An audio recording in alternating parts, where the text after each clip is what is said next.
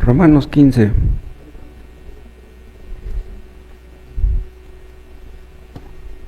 El versículo 13. Y el Dios de esperanza os llene de todo gozo y paz en el creer, para que abundéis en esperanza por el poder del Espíritu Santo. De este texto suele sacarse el tema de la esperanza cristiana. La esperanza que tenemos los creyentes es de ir al cielo, de estar con Cristo. Pero eso no es una esperanza como la que tienen los hombres de este mundo. Es una esperanza cierta y segura. No es como la esperanza que tienen algunos. Yo espero que mi equipo gane el campeonato. Pues sí tienen la esperanza, pero no lo gana.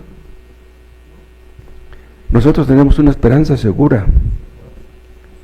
Y el Dios de esperanza os llene de todo gozo y paz en el creer, para que abundéis en esperanza por el poder del Espíritu Santo.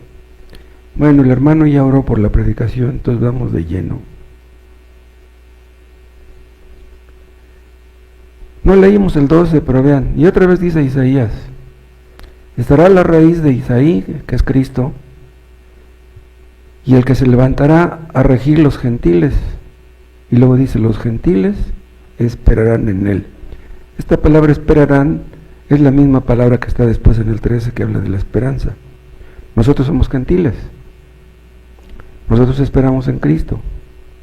Esperamos que un día estaremos con Él.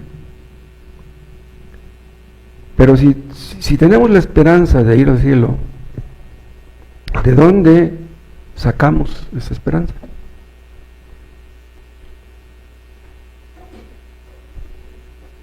Antes, cuando éramos inconversos, estábamos sin esperanza y sin Dios en el mundo. ¿Cómo es que ahora tenemos la esperanza de mirar a Cristo? Dice un texto que antes de Cristo, los gentiles estábamos sin Cristo, alejados de la ciudadanía de Israel y ajenos a los pactos de la promesa, sin esperanza y sin Dios en el mundo. Eso está en Efesios 2:12. Los gentiles, dice, estábamos sin Cristo, sin esperanza. ¿Cuál es la esperanza de los inconversos?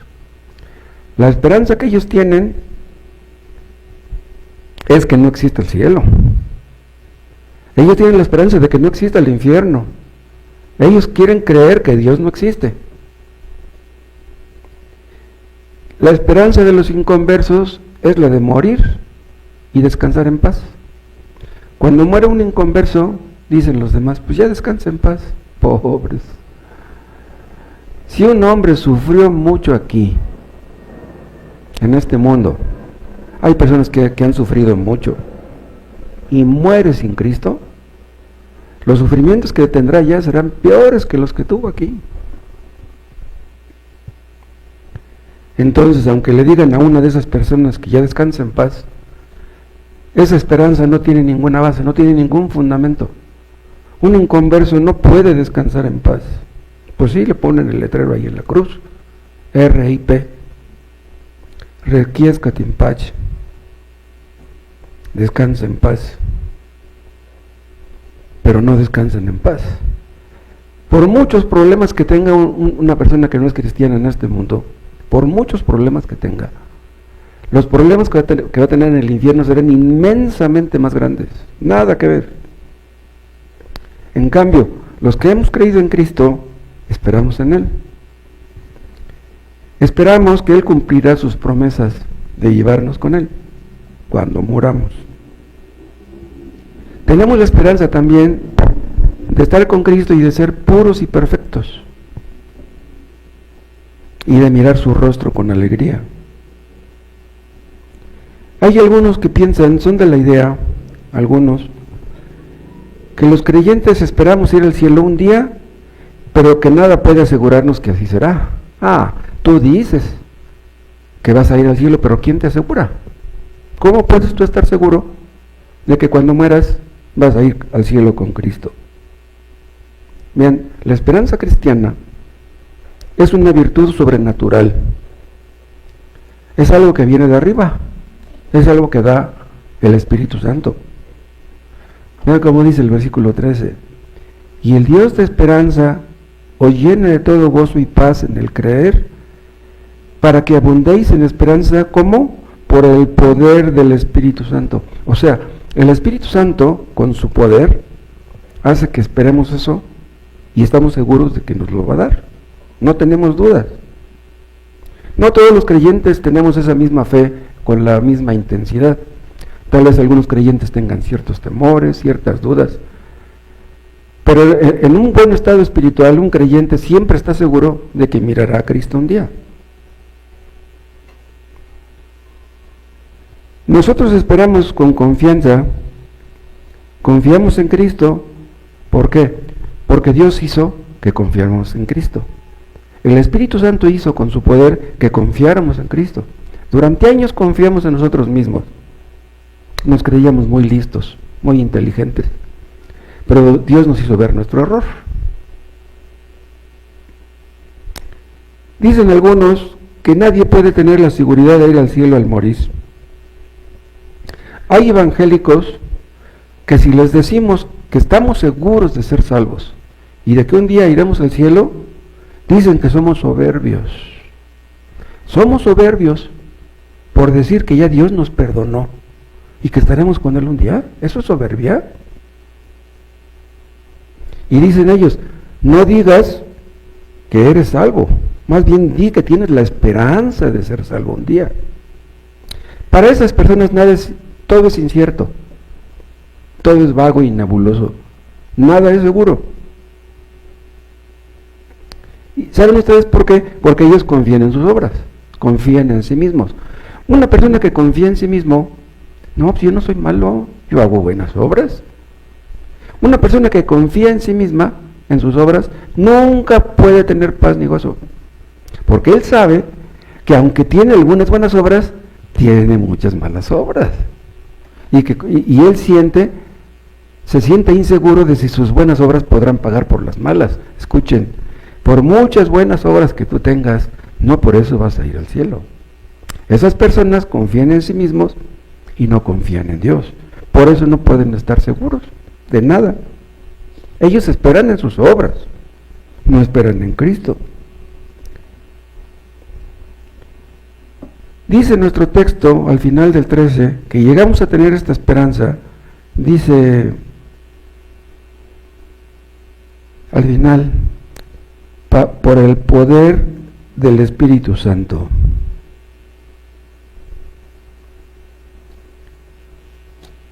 No había esperanza de que un día fuéramos al cielo. ¿Cómo es que ahora tenemos esa esperanza? Miren cómo dice otra vez el versículo 13.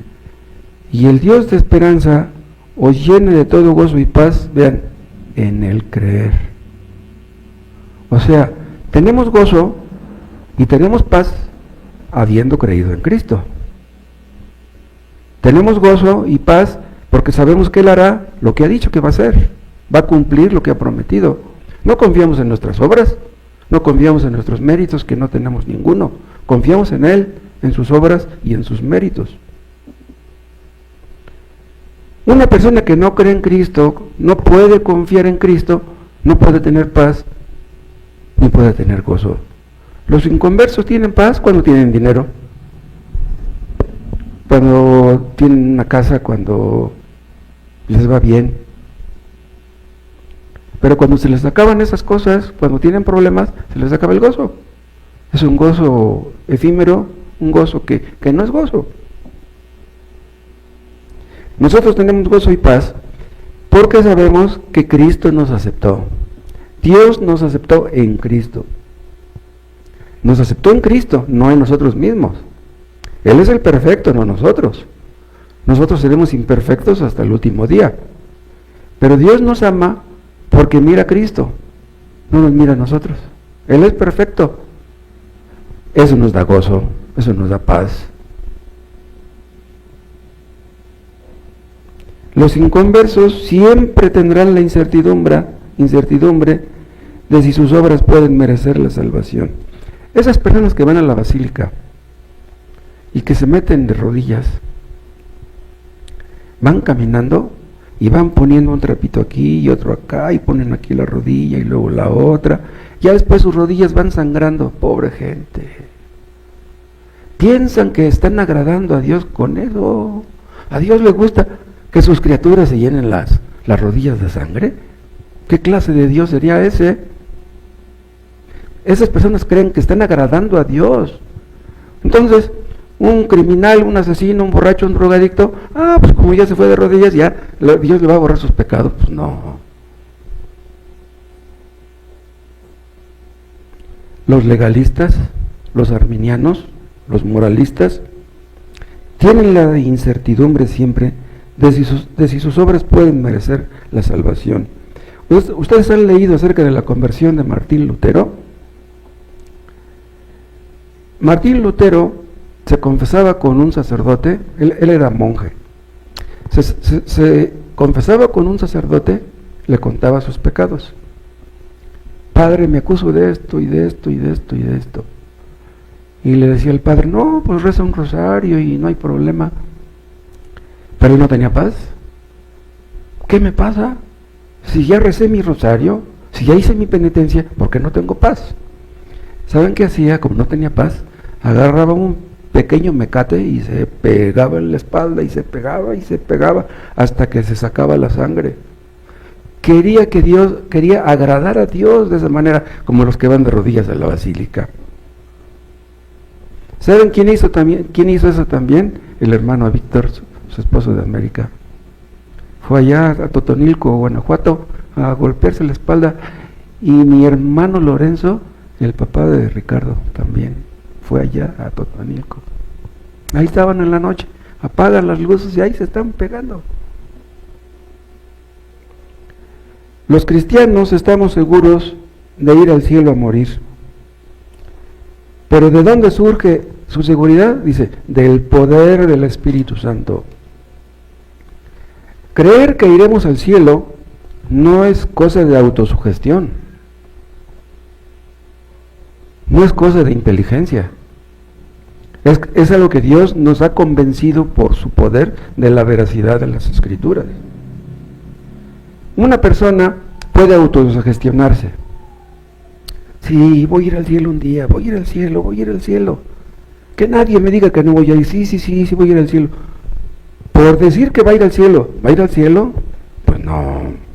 Vamos al cielo porque Cristo murió por nosotros. Y porque creemos en eso, tenemos paz y gozo creyendo. La esperanza del cristiano, creer en Cristo, el gozo y la paz, y el abundar en la esperanza de lo que dice este texto, todo este paquete es obrado por el poder del Espíritu Santo. El poder del Espíritu Santo es el poder de Dios. Es por el poder de Dios que llegamos a creer en Cristo. Hubo un tiempo, hace muchos años, que yo era ateo. Yo me burlaba de los cristianos, me burlaba de la Biblia. Si alguien me hubiera dicho en aquel tiempo, tú un día vas a ser cristiano, un día tú vas a alabar a Dios, yo me hubiera reído, me hubiera burlado de él. Estás loco, ¿qué voy a andar creyendo yo en Dios? Para que un ateo llegue a ser cristiano, se necesita un poder sobrenatural, el poder del Espíritu Santo. Si el Espíritu Santo no actúa, nadie se convence de su pecado, nadie deja el pecado, nadie cree en Cristo, nadie le obedece. Es indispensable que el Espíritu Santo actúe. Vean el Salmo 62.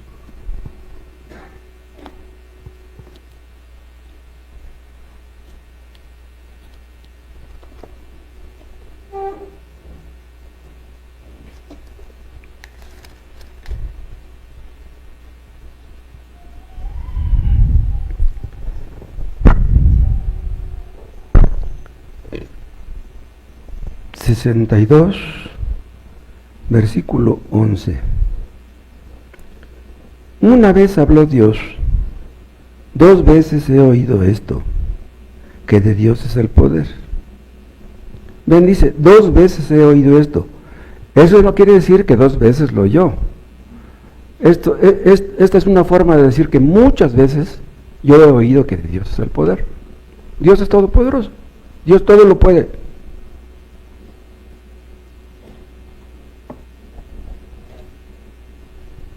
Dice, 2 veces he oído esto, que de Dios es el poder. ¿Quién dijo eso? Que de Dios es el poder. Dios mismo. Dios mismo en su palabra nos dice por muchas partes que el poder es de Él. En este mundo hay hombres muy poderosos, pero el poder que los hombres tienen es un poder delegado, un poder derivado. El poder es de Dios. Satanás es poderoso, los demonios, los ángeles, pero todo poder se deriva de Dios.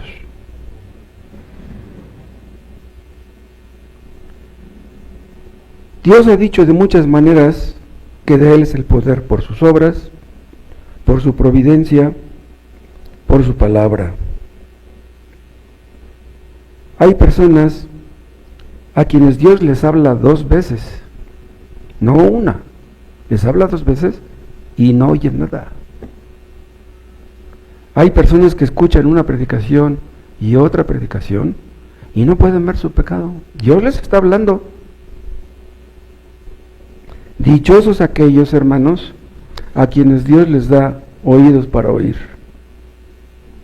De Dios es el poder. Dios es omnipotente. Todo lo puede. Nada es imposible para Él. Las cosas creadas demuestran claramente que Dios todo lo puede. Pero los únicos que entienden eso son los que tienen los ojos abiertos para ver. O sea, no cualquiera puede entender que Dios es todopoderoso. Ustedes pregúntenle a un católico si cree que Dios es todopoderoso. Va a decir que sí, pero en el fondo no lo cree. Un inconverso no puede creer de todo corazón que Dios es todopoderoso. No puede. Las cosas creadas demuestran claramente que Dios todo lo puede. El Padre tiene poder, el Hijo tiene poder, el Espíritu Santo tiene poder. Y de ese poder les quiero hablar ahora. Vamos a ver algunas demostraciones visibles de su poder, otras demostraciones internas, unas externas y otras internas. Y vamos a ver por último lo que Dios hará pronto, en el futuro, el Espíritu Santo, con su poder, va a hacer cosas sorprendentes en este mundo. Vemos el poder de Dios, vemos el poder del Espíritu Santo en la creación del mundo. Hay algunos que piensan que el Espíritu Santo se manifestó hasta el día de Pentecostés. ¿Pero es así? ¿El Espíritu Santo manifestó su poder hasta el día de Pentecostés? No. En el Antiguo Testamento hay muchos pasajes donde hablan del poder del Espíritu Santo. Por ejemplo, vean en Job capítulo 26.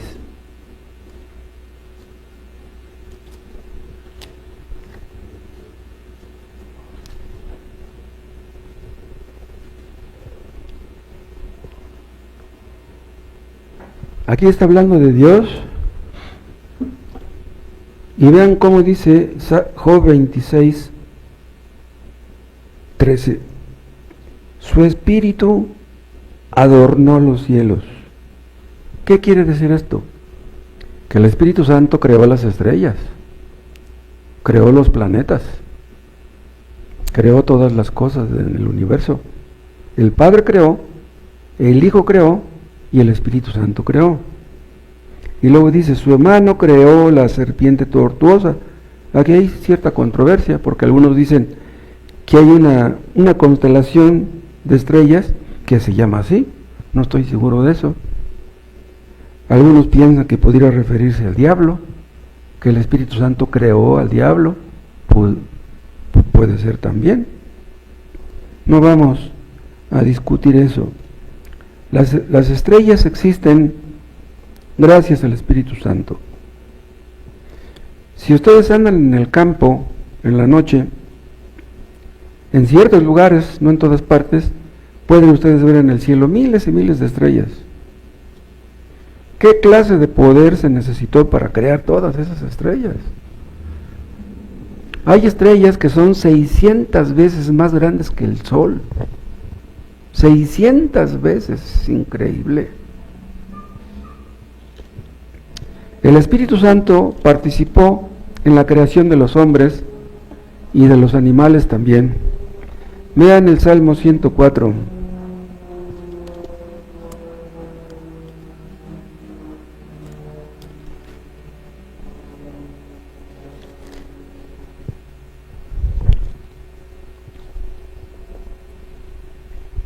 Aquí está hablando de los animales. Y vean lo que dice en el 28, 104, 28. Les das, recogen. O sea, tú les das de comer a los animales, ellos recogen. Si los animales tienen que comer en el campo, Dios les provee. Si un animal necesita comida, Dios les provee. El animal grande se come al animal chico. Dios lo creó así, con sabiduría. Ningún animal se queda sin comer. El poder de Dios, el poder del Espíritu Santo ha hecho eso. ¿Ya vieron el 29? 29. Escondes tu rostro, se sacian de bien. No, el 29. Escondes tu rostro, se turban los animales. Hay animales que se les complica encontrar alimento. Hay elefantes que para encontrar agua tienen que caminar 300 kilómetros, pobres. Hay lobos que en invierno ya no saben qué hacer para encontrar comida. Osos. Pero de todos modos encuentran. Escondes tu rostro, se turban. Les quitas el hálito y dejan de ser. Y vuelven al polvo. Envías tu espíritu, son creados. Vean, envías tu espíritu, son creados. O sea, los animales son creados por el poder del Espíritu Santo. ¿Cuánta inteligencia, cuánto poder se necesitó para crear un animal? Es increíble. Los animales tienen un diseño arquitectónico increíble, maravilloso, sofisticado, complicado. Aún en una mosca, ustedes han visto de cerca el ojo de una mosca, han visto una fotografía agrandada del ojo de una mosca, es increíble. Dios hizo todo con sabiduría. Los colibríes son animales increíbles. Los mosquitos, bien latosos, pero son increíbles.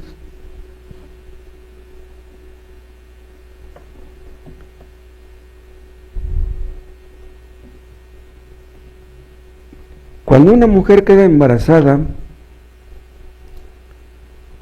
el feto que está en su vientre tiene vida por el Espíritu Santo. Es Dios el que le dio la vida. No es que el espermatozoide fecundó al óvulo, no, es Dios el que hizo que así fuera. Dios está detrás del asunto. ¿Cuántas mujeres quisieron tener hijos y murieron sin tener uno? El feto es fecundado por el Espíritu Santo. Las mujeres que buscan abortar no saben en qué lío se meten, pobres. No saben lo que hacen. Las feministas que marchan a favor del aborto no saben la que les espera. Las plantas, las flores, los animales son lo que son por el poder del Espíritu Santo. Aquí pueden ustedes ver el poder de Dios obrando en la materia inanimada. Si nosotros hubiéramos visto esta tierra cuando Dios lo estaba creando, ¿te imaginan el espectáculo? Hay un versículo que dice que los valles se fueron para abajo y las montañas se fueron para arriba. O sea que hubo un tiempo en que este mundo no tenía montañas. Este mundo estaba liso todo. Pues Dios hizo que las montañas surgieran para arriba y los valles se fueran para abajo. Ustedes han visto una montaña, por ejemplo, el Popo.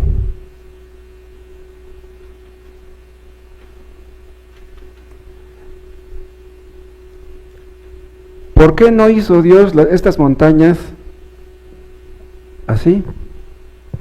¿Por qué las hizo así? Todas las montañas son así. Es como si Dios de la parte de abajo hubiera puesto su dedo en la tierra y hubiera empujado hacia arriba, y al empujar hacia arriba toda esta tierra fue jalándose, o sea, jaló a todo esto hacia arriba. ¿Sí me explicó? O sea que se ve claramente la mano y el poder de Dios en la creación de las montañas.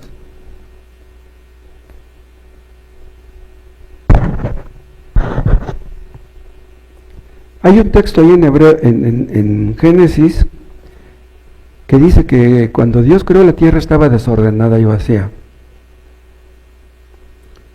Si la hubiéramos visto así, desordenada y vacía, hubiéramos pensado que no había forma de componerla. ¿Cómo componer eso? Hay hombres y mujeres que viven una vida tan desordenada y tan vacía que es un caos. Hay hombres y mujeres que viven una vida tan desordenada que solamente el poder de Dios puede ordenarla. Un hombre que ha pecado tanto, que ha hecho daño a su familia, que ha hecho tanto daño a sus semejantes, que es odiado. Y ¿cómo puede ordenar su vida una persona así? El Espíritu Santo puede ordenar la vida del peor pecador. El Espíritu Santo obró en la formación del cuerpo de nuestro Señor Jesucristo. La Virgen María no entendía cómo podría tener un hijo. ¿Cómo voy a tener un hijo? No he tenido relaciones con un hombre. ¿Cómo voy a tener un hijo? El Espíritu Santo cubrió con su sombra a María y quedó embarazada. ¿Pero cómo es eso? ¿Qué clase de poder fue ese del Espíritu Santo? Que la sombra del Espíritu Santo, ¿el Espíritu Santo tiene sombra? El Espíritu Santo no tiene materia, solamente la materia produce sombra. Hay cuántas cosas que no alcanzamos a entender. La Virgen María quedó embarazada como estaba prometido porque Dios lo dijo. María no lo entendía. Si le preguntaban, oye, a ver, explícame cómo quedaste embarazada si José no te tocó, pues ella no podía explicarlo. Ni nosotros podemos explicarlo. Lo único que podemos decir que fue el poder de Dios, eso es todo. Pero ¿qué trabajo le costaba a Dios? ¿Qué trabajo le costaba al Espíritu Santo hacer algo como eso? El Espíritu Santo diseñó el cuerpo de nuestro Señor Jesucristo. En su libro estaban escritas todas las partes de su cuerpo que fueron luego formadas sin faltar una de ellas. O sea, el Espíritu Santo hizo a Cristo exactamente como Él quiso hacerlo. ¿Cómo sería Cristo? Imagínense haberlo visto. El Espíritu Santo obró en la resurrección del Señor Jesucristo. Hay versículos que dicen que el Padre resucitó a Cristo. Hay versículos que dicen que Cristo resucitó porque quiso. Y hay versículos que dicen que el Espíritu Santo resucitó a Cristo. ¿Todo es cierto? Cristo resucitó porque quiso resucitar. Él tenía derecho de resucitar. Lázaro no. Lázaro resucitó, pero él no tenía derecho. El único que tenía derecho de resucitar era Cristo. ¿Por qué? Porque él nunca pecó. Y Lázaro sí. El Espíritu Santo resucitó a Cristo, y ahí pueden ustedes ver que el Espíritu Santo es todopoderoso. Cristo estaba muerto en la tumba, estaba bien muerto, como cualquier otro muerto. Los que vieron a Cristo ya muerto, algunos pensarían, pues él dijo que iba a resucitar al tercer día, pero ¿cómo va a resucitar? Si ya está muerto, los muertos, ¿cómo resucitan? Pero Cristo resucitó, tal y como lo había dicho. Cristo resucitó para no volver a morir jamás. Y exactamente eso ocurrirá cuando los creyentes mueran y resuciten. Resucitaremos para nunca más morir. El Espíritu Santo manifiesta su poder, ¿saben cómo también? En sus obras de testimonio. ¿Se acuerdan ustedes que cuando Cristo fue bautizado, el Espíritu Santo dio testimonio? Ahí estaba, en forma de paloma. Y cuando Cristo empezó su ministerio y sanaba a los enfermos y resucitaba a los muertos, lo hacía en el poder del Espíritu Santo. El Espíritu Santo mora en todo creyente. Si una persona no tiene el Espíritu Santo, esa persona no es creyente, no es cristiana. Pero el Espíritu Santo moraba en Cristo completamente, permanentemente. Nosotros no. Nosotros a veces estamos medio llenos, a veces estamos medio vacíos. Pero el Espíritu Santo moraba en Cristo en toda su plenitud siempre. A toda hora Él era lleno del Espíritu Santo. Y es por eso que cuando los demonios veían a Cristo les daba miedo. Los demonios no tienen miedo de los creyentes, pero de Cristo sí tienen miedo. Todos los milagros que Cristo hizo, los hizo en el poder del Espíritu Santo. El poder del Espíritu Santo se manifestó el día de Pentecostés. Cuando los discípulos vieron, cuando los que escucharon a los discípulos vieron que hablaban en lenguas. Y cuando algunos se enteraron de que lenguas como de fuego estaban sobre las cabezas de ellos. Pedro y Pablo también hicieron milagros por el mismo poder del Espíritu Santo. Entonces el Espíritu Santo es omnipotente porque es Dios. Se ve su poder en las obras de gracia también que efectúa. Nosotros conocemos a algunos cristianos que antes de ser cristianos golpeaban a sus mujeres, las ofendían, se burlaban de ellas.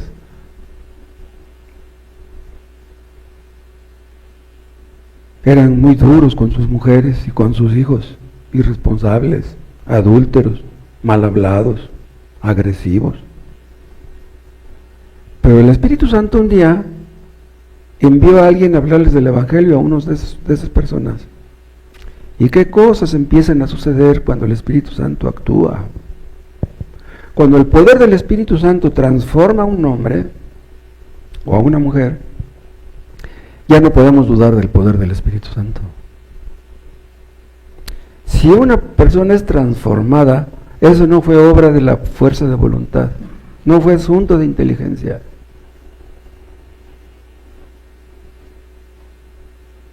Una vez yo le dije a un amigo de Alcohólicos Anónimos que yo había dejado de beber y que había yo llegado a ser cristiano porque Dios obró en mí. ¿Y saben qué me dijo? No, Moisés, estás equivocado. Dice, tú dejaste de... tú dejaste de beber y tú llegaste a ser cristiano porque tú quisiste. Y le dije, no, yo no quería ser cristiano, ni quería dejar de beber tampoco.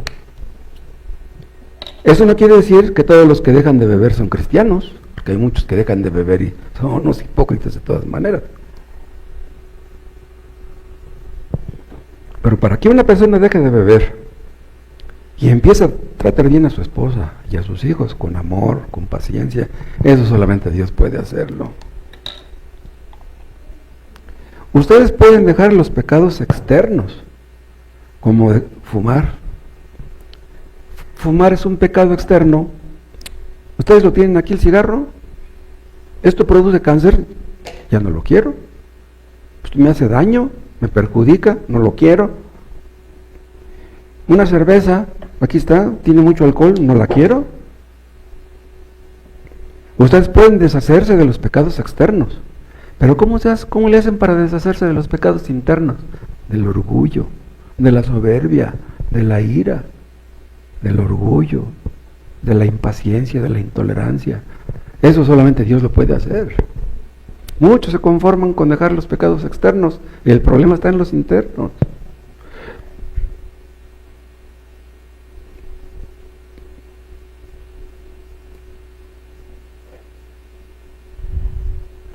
Hay hombres que eran muy viciosos, blasfemos, perversos, que la primera vez que leyeron la Biblia, la primera vez que la leyeron, se pusieron a llorar.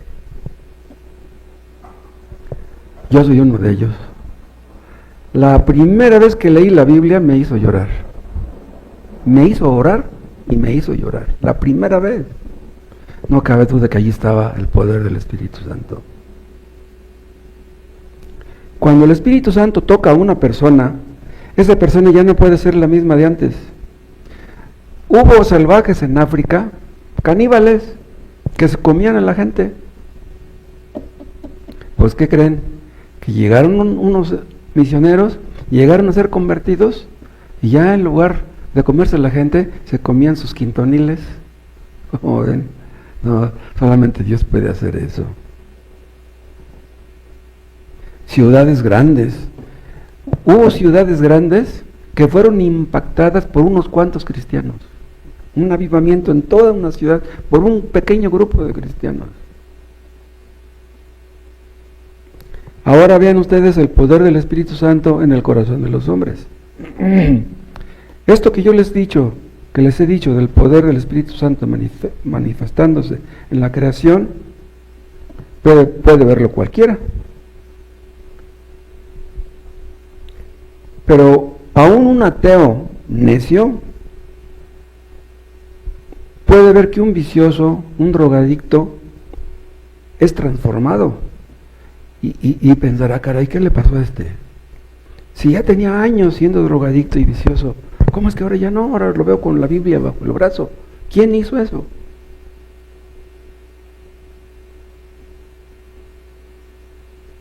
El Espíritu Santo tiene poder sobre el corazón de los hombres. El corazón del hombre puede ser influenciado de muchas maneras, por la ciencia, por el dinero, por la fama, por el poder, por la mentira, etc. Pero ¿saben una cosa? Ningún predicador puede atrapar el corazón de una persona. Ningún predicador puede. Nosotros podemos invitar a una persona que venga a escuchar la predicación, pero nomás podemos hacer eso, que venga y escuche. Podemos convencerlos de que vengan. Es más, pudiéramos convencerlos de que lo bueno es mejor que lo malo. Pero ¿cómo podemos convencer a una persona que ama su pecado para que deje el pecado? ¿Cómo le hacemos? Una persona que ha pecado muchos años está acostumbrada a eso. No quiere dejar esa vida. ¿Alguno de ustedes está en esa situación? No, yo no voy a ser cristiano. Yo no quiero dejar la vida que llevo. Conocimos a personas que parecía que eran convertidas, que no faltaban a las reuniones, que habían dejado los vicios, que habían dejado las malas palabras, pero que después de un tiempo volvieron a la vida de antes. ¿Por qué volvieron a la vida de antes? Porque nunca tuvieron el Espíritu Santo. Salieron de nosotros porque no eran de nosotros. Esas personas fueron atrapadas en su mente, pero no en su corazón. El problema no es nada más aquí, el problema está acá. Qué terriblemente engañoso es el poder del corazón del hombre. Hemos conocido otros que hablaban muy bonito, incluso detrás de un púlpito. Pero viendo a esas personas, pudimos darnos cuenta que su corazón lejos estaba de Dios, como les hablaba yo del caso de Steve Lawson. Pues sí, ese hombre hablaba muy bonito, pero vean lo que hizo. Ningún pastor, sea quien sea, puede lograr por sí mismo que una persona sea convertida. El que una persona sea convertida es prerrogativa del Espíritu Santo. Hay maestros de escuela dominical que tienen entre sus alumnos a niños que son incorregibles, niños bien latosos, groseros, desobedientes, rebeldes, y hablan con ellos los maestros, y ruegan, oran por ellos, hablan con ellos y oran por ellos. Los acusan con sus padres, algunos les dan sus nalgadas, pero no dejan su maldad a los niños. Solamente Dios puede convencer de pecado a un niño. El Espíritu Santo puede salvar también a un niño. De nada sirve que un maestro de escuela dominical esté muy preparado y tenga buenos métodos, que tenga buenos libros. Si el Espíritu Santo no le ayuda, ninguno de sus alumnos va a ser salvo. Está escrito que no con ejército ni con fuerza, sino con mi espíritu, ha dicho Jehová. Los niños son tan pecadores como los jóvenes, lo mismo que los adultos. Y solamente la espada del espíritu puede mostrarles su pecado y ayudarles a arrepentirse. Nosotros lo único que podemos hacer es hacer que la palabra entre en sus oídos. Pero solamente el Espíritu Santo puede hacer que la palabra penetre el corazón, que parta en dos el corazón. Existen hombres, mujeres, que han pecado 30 años, 40 años, 50 años, y que tienen un corazón muy duro, encallecido. ¿Cómo les ayudaremos? ¿Con amenazas? ¿Con regaños? ¿Con gritos? Si el Espíritu Santo no obra en ellos, se perderán. Pero el Espíritu Santo es todopoderoso y puede salvarlos. El Espíritu Santo tiene poder sobre la voluntad. Hay hombres tan necios, tan tercos, que nadie puede hacerles cambiar de opinión. Esos que creen en la teoría del libre albedrío, ¿de dónde sacaron eso? El supuesto libre albedrío quiere decir que un hombre puede ser salvo cuando él lo decida. De ti depende. Tú pones tu parte y Dios pone la suya. Pero es así. Aquí hago un paréntesis y les quiero hacer una pregunta. ¿A quién le pregunto? Por ahí vi a Andrés, ¿dónde está que no lo veo?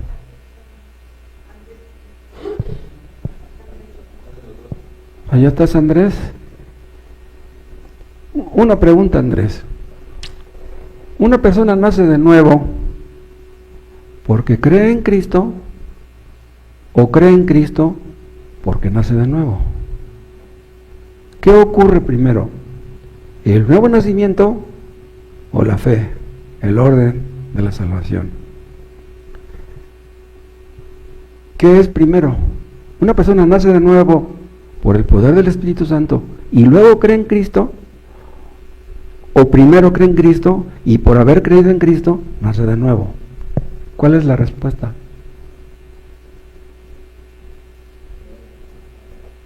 ¿La fe? ¿Usted qué piensa, hermano Arnulfo?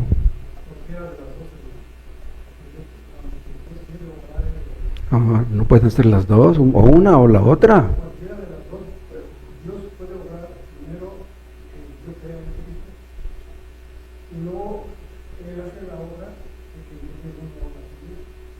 Por eso, pero entonces usted tiene el nuevo nacimiento porque usted creyó.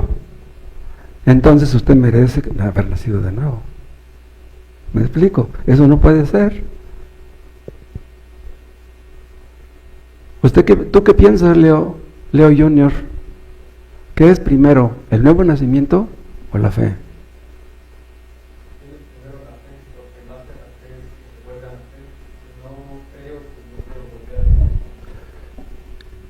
Esa idea de que nacemos de nuevo porque creemos es el error de todas las religiones falsas, de todos los legalistas, de todos los moralistas, de todos los arminianos.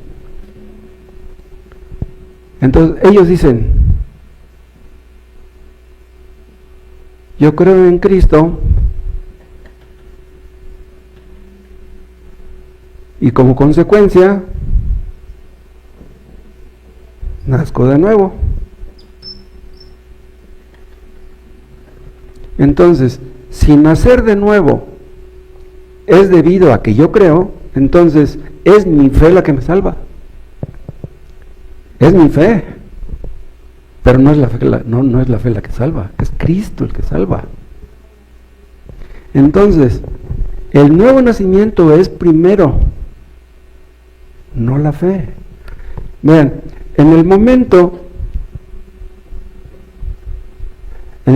que una persona cree en Cristo,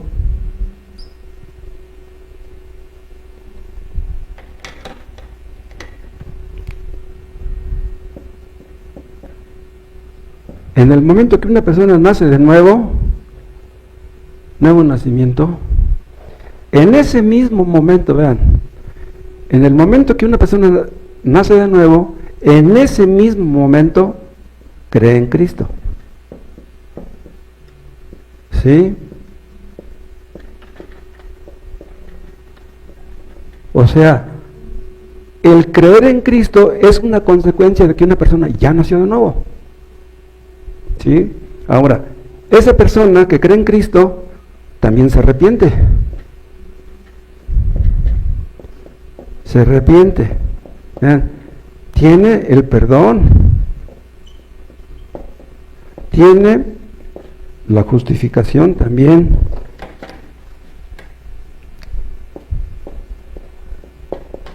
Vean, todo el paquete viene junto.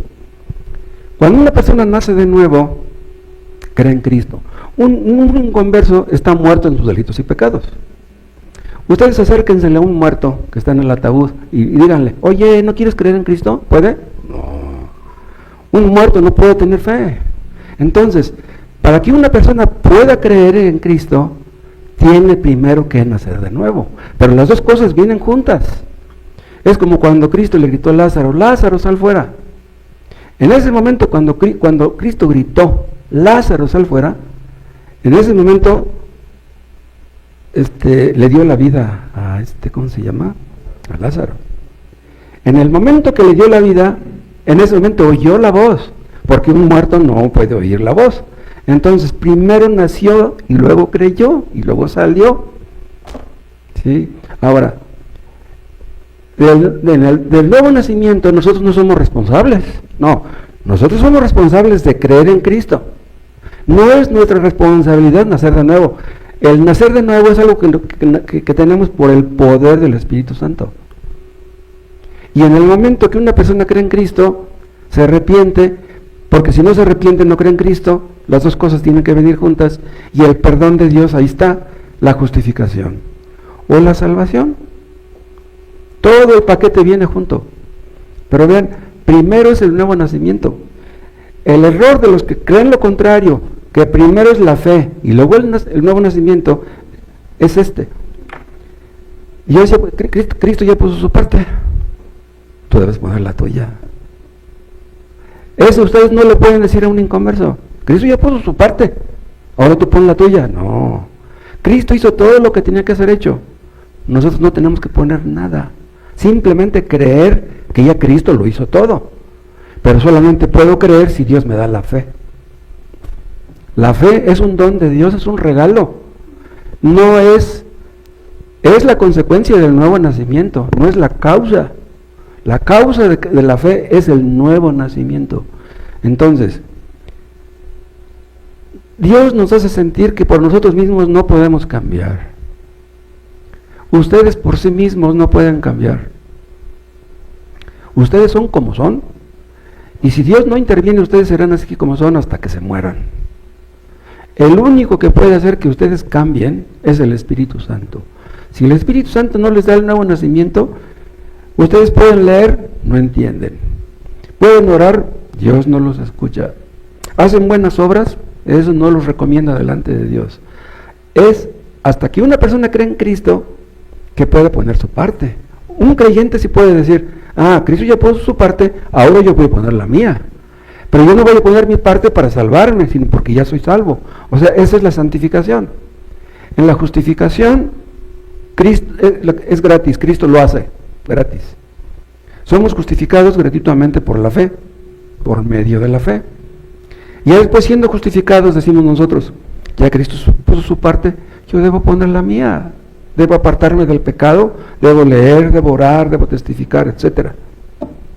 Pero eso no se lo puede decir a un inconverso. Oye, tú pon tu parte. Lo que los inconversos necesitan es esto: ser justificados porque son culpables. La palabra justificado es lo contrario de condenado. Los inconversos están condenados y necesitan ser justificados. ¿Cómo? Solamente por medio de la fe en Cristo. Y cuando tú crees en Cristo, entonces entenderás que ya naciste de nuevo. Pero no es la consecuencia de que hayas creído, sino de que ya naciste de nuevo.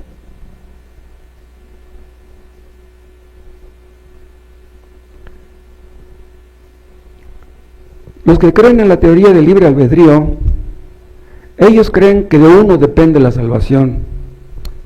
Ahí está el error. La salvación depende de Dios, depende del Espíritu Santo, no de lo que hagamos nosotros. Solamente un hombre tuvo libre albedrío que pisó este mundo. ¿Saben quién fue? Adán. Adán tuvo libre albedrío. ¿Y cómo lo usó?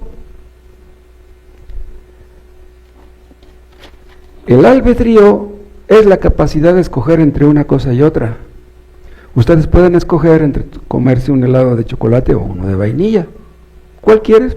Que se te antoje. Eso se llama albedrío. Pero el libre albedrío es una teoría filosófica que dice que de ti depende ser salvo. De ti depende seguir viviendo en pecado o de ti depende creer en Cristo. No, de nosotros no depende. Nuestra salvación enteramente depende de Dios.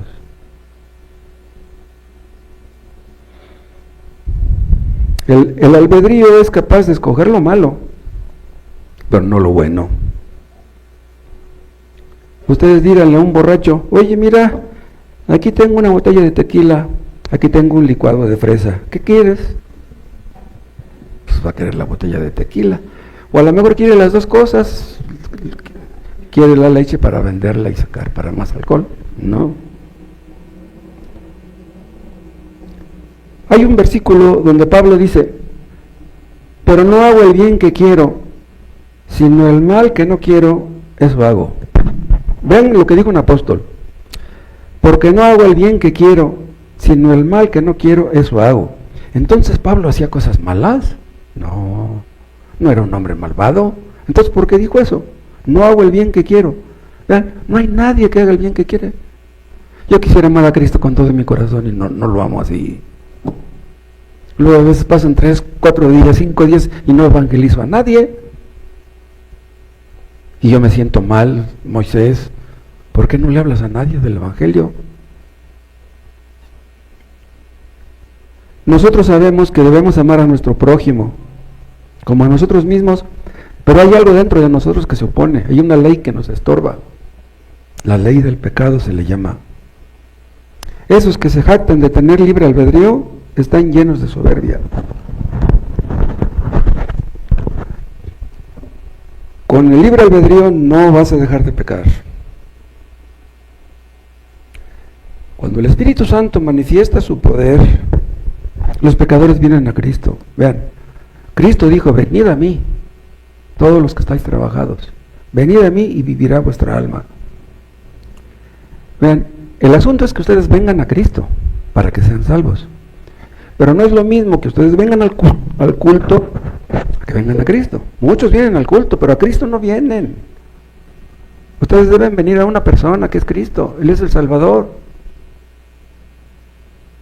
¿Cuántas personas escucharon predicaciones toda su vida y murieron sin ser salvos? ¡Qué horror!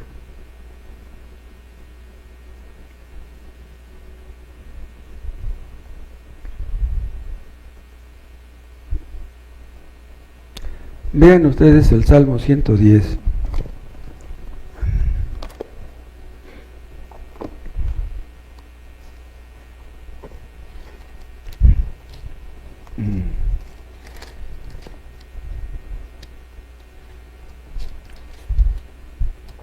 Salmo 110, versículo 1.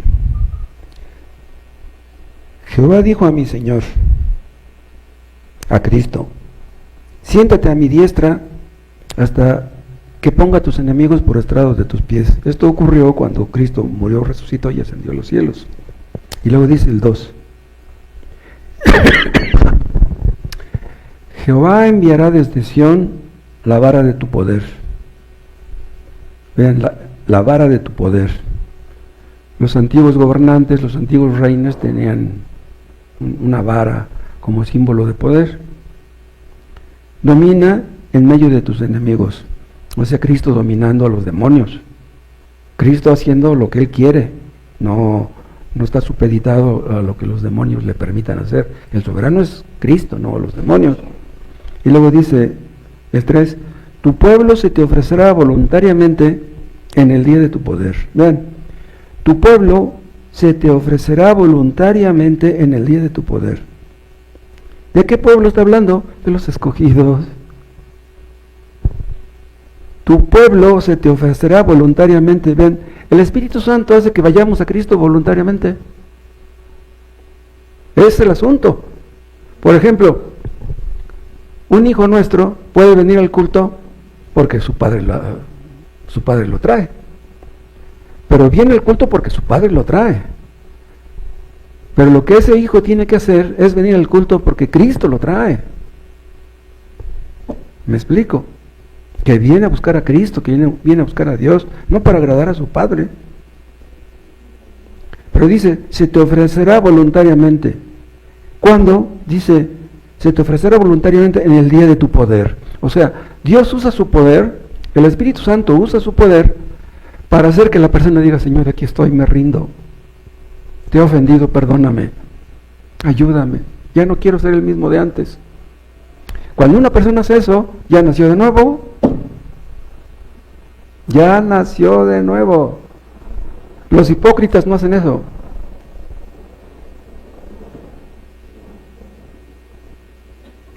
El Espíritu Santo hace que los que no quieren obedecer a Cristo le obedezcan.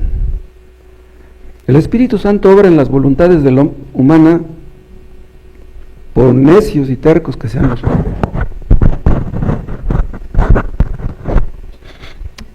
Si nuestros hijos no nos quieren obedecer, podemos obligarlos a que nos obedezcan a golpes. Pero los golpes no pueden hacer que nuestros hijos nos obedezcan voluntariamente. Nos van a obedecer por miedo, nos van a obedecer a regañadientes, pero no nos van a obedecer voluntariamente. Pues Dios hace que nos sometamos a Cristo voluntariamente. Vamos a Cristo voluntariamente y alegremente.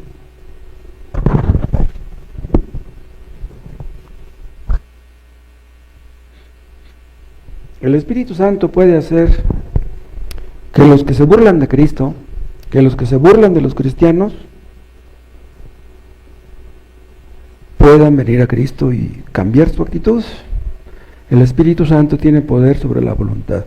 Ahora veamos por último algunas obras que el Espíritu Santo hará en el futuro.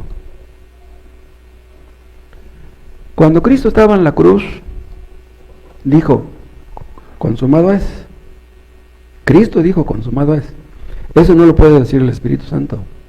No, el Espíritu Santo todavía está trabajando. Cristo ya descansó, el Espíritu Santo no. El Espíritu Santo sigue trabajando en la santificación de su pueblo y en la salvación de los pecadores. El Espíritu Santo tiene que perfeccionarnos.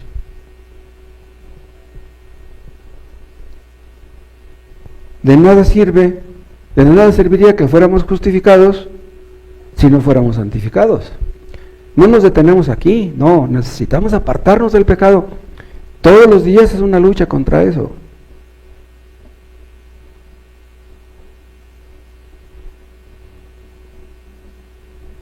Cuando una persona se arrepiente y cree en Cristo, esa persona ya es salva. Cuando una persona cree en Cristo y se arrepiente, esa persona ya nació de nuevo. Pero hay corrupción en nosotros todavía. Y esa corrupción impide que no hagamos lo que quisiéramos. Hay una lucha interna. La carne contra el espíritu. Se opone la una a la otra para que no hagamos lo que quisiéramos. Eso es lo que dice Gálatas 5:17. Pero nosotros sabemos y creemos que el poder del Espíritu Santo es más grande que el poder del pecado. Es increíble, maravilloso, cómo el Espíritu Santo nos está santificando desde el día que fuimos convertidos. El que comenzó en vosotros la buena obra, la perfeccionará. Y Cristo nos presentará puros a los hijos de Dios, puros y sin mancha, ni arruga, ni cosa semejante. Llegará el día, hermanos, cuando estemos en el cielo, que ya nunca más vamos a pecar. ¿Te imaginan eso? En el cielo no vamos a pecar ni de pensamiento, ni de palabra, ni de obra. ¿Qué día ese? Ya no tendremos luchas. Aquí estamos en una guerra, pero allá todo será paz y glorioso. Seremos incapaces de pecar allá. Pero ahora, siendo creyentes, vemos con tristeza que hay pecado en nosotros. Pero hay mucha diferencia en cómo reacciona un hipócrita a cómo reacciona un creyente cuando peca. Cuando un creyente peca se siente mal, se siente miserable. Cuando un inconverso peca, a lo mejor le da vergüenza. Ay, ya le fallé a mis padres. Ay, ¿por qué hice esto? A lo mejor me pega el SIDA, a lo mejor me pega la cirrosis, ya mejor voy a dejar esto porque me perjudica. Esas personas quieren dejar los vicios para quedar bien consigo mismos, para sentirse bien, no para agradar a Dios. En cambio, cuando nosotros pecamos, nos sentimos mal porque hemos ofendido a nuestro Dios, a un Dios santo. ¿Por qué un creyente se siente mal cuando peca? Porque tiene al Espíritu Santo morando en él. Los inconversos no lo tienen, por eso no se pueden sentir realmente mal. El Espíritu Santo se va a manifestar poderosamente en los últimos días. Seguimos predicando, pero vemos con tristeza que son pocos los que se salvan. Pero está escrito que va a llegar un día que el conocimiento de Dios cubrirá toda la tierra como las aguas cubran el mar. Ese texto parece decir que millones de personas se van a convertir antes de que Cristo venga. Millones. El poder del Espíritu Santo puede salvar. Ustedes han escuchado esa idea de que dicen algunos que incluso en el cielo habrá más personas que en el infierno. Pudiera ser. Ahorita, ¿cuántos millones hay en el mundo? 8,000 millones. Pero cuando Cristo habitaba en este mundo, ¿cuántos habitantes había en el mundo? Había bien poquitos. Cuando Moisés, cuando Abraham, ¿cuántos habitantes había en el mundo? Había bien poquitos. Entonces, si Dios quiere salvar a tantos de un país, lo que puede suceder, el Espíritu Santo, el anticristo va a hacer cosas terribles, pero el Espíritu Santo puede hacer cosas maravillosas. Y si nosotros no vemos lo que hace el Espíritu Santo, a lo mejor nuestros hijos lo ven. ¿Qué hizo el Espíritu Santo cuando sacó a los israelitas de Egipto? ¿Cuántas maravillas? ¿Cuántas maravillas hizo el día de Pentecostés con la iglesia primitiva? Ese mismo poder que se manifestó en aquel tiempo es el mismo poder hoy. El Espíritu Santo se va a manifestar poderosamente cuando los muertos resuciten. El Padre va a resucitar a los muertos. El Hijo resucitará a los muertos. El Espíritu Santo va a resucitar a los muertos. Todos los que han muerto en este mundo, desde Abel, que fue el primero, todos los que han muerto van a resucitar. Millones y millones y millones de personas. ¿Qué cosas se van a ver aquel día? Huesos que ya no existían. Huesos que se convirtieron en polvo con el paso de los siglos, van a juntarse sus átomos de nuevo. Después de miles de años. Los inconversos no creen en la resurrección de los muertos, pero está escrito, en un momento, a la final trompeta, los muertos serán levantados. Adán y Eva van a resucitar, Caín va a resucitar, Abraham, Isaac, Jacob, Moisés, José, David, Judas Iscariote va a resucitar. Unos van a resucitar para recibir su corona, otros para recibir el castigo que merecen. Los que torturaron a los cristianos en la Edad Media, los que mataron a tantos, esos torturadores malvados también van a resucitar. ¿Y qué van a hacer el día del juicio? Querrán esconderse de la ira de Dios, pero no podrán. Todos los que vamos a resucitar, resucitaremos por el poder del Espíritu Santo. Ahora, si el Espíritu Santo puede hacer esto, ¿qué no puede hacer? Si el Espíritu Santo obró en nuestro arrepentimiento y en nuestra fe, tiene poder para llevarnos al cielo. Él nos dio el arrepentimiento, Él nos dio la fe. El diablo se opone, la carne también se opone, el mundo también. Pero un día, hermanos, nuestros ojos van a mirar a Cristo. Todos los que hemos creído en Cristo estaremos allá. No va a faltar ni uno, ni una de sus ovejas por quienes Cristo pagó, dejarán de mirar a Cristo. Si el diablo pudiera arrebatarle a Cristo una sola de sus ovejas, significaría que tiene más poder el diablo que Cristo. ¿Es posible eso? Hermanos, si sus hijos no son salvos aún, no dejen de orar por ellos. Mujercitas, sus maridos son inconversos, son irresponsables, violentos, agresivos, groseros. Sigan orando por sus maridos, ténganles paciencia. Hay aquí algunos que antes de ser convertidos eran viciosos y soberbios y mal hablados, pero el Espíritu Santo obró en sus corazones y ahora son nuevas personas. El Espíritu Santo puede hacer cosas que no hacen los gritos, ni las amenazas, ni el reclusorio. Los reclusorios se llaman centros de rehabilitación social o centros de reinserción social, dando a entender que los que están en la cárcel ya salen y ya se van a portar bien, ya entran otra vez en la sociedad. No, esos que salen de los reclusorios salen peor que como entraron, a no ser que haya alguna excepción. Ustedes no pueden hacer que sus hijos sean cristianos, pero el Espíritu Santo sí puede. A veces parece como que Dios no quiere oírnos. Está como el juez injusto que no quería ayudar a aquella mujer. ¿Saben por qué parece como que a veces Dios no nos escucha? Porque quiere que veamos la importancia de lo que pedimos. ¿Nos importa realmente lo que estamos pidiendo? Debemos ver nuestro pecado primero. Si una mujer aquí está orando por su marido inconverso, pues a lo mejor ella anda peor que el marido. Maridos que están orando por su esposa, a lo mejor son peores que la esposa. El que pide, recibe. El que busca, halla. Al que llama, se le abre. Si ustedes han pedido y no han recibido, busquen. Llamen. No se desanimen. El Espíritu Santo puede hacer cosas que nosotros no podemos. Síganles hablando a los vecinos, a los parientes. Sigan repartiendo folletos. Sigan orando por el programa de radio, por el instituto, por los pastores, por los enfermos. Debieran ustedes hacer una lista para que en la oración de los domingos aquí, oren por eso siempre.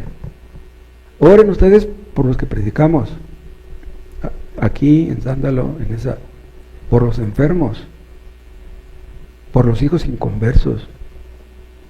Oren ustedes por el instituto que está dando Tomás. Vienen mucha gente a escucharlo ahí a Sándalo. Que Dios bendiga esas pláticas y que sean de ayuda para muchos. No tiene caso estar orando por otras cosas que son menos importantes y estas que son las más importantes, no oren por ellas. Aunque hayan pedido una semana antes, al siguiente domingo, otra vez pidan por ellas. Pero yo sé que aquí hay algunos inconversos que no son creyentes. ¿Qué les puedo decir a ustedes del poder del Espíritu Santo? Ni siquiera les puedo convencer de que exista el Espíritu Santo.